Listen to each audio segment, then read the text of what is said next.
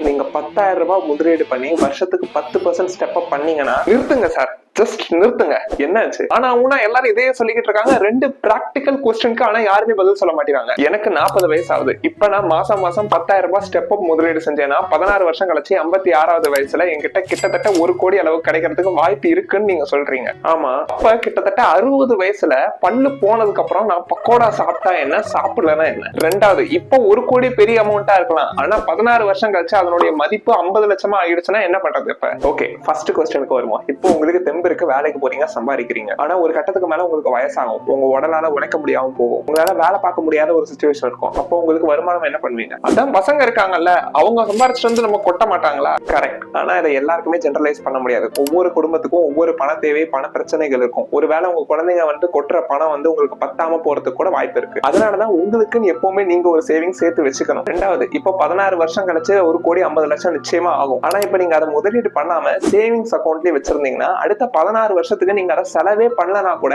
அதோடைய total amount 24 லட்சம் வரைக்கும் இருக்கிறதுக்கு தான் வாய்ப்பு இருக்கு. பணத்தை முதலீடு செய்யறதுல உறுதியா இருக்கீங்கன்னா 9600296001 நம்பருக்கு கான்டாக்ட் பண்ணுங்க.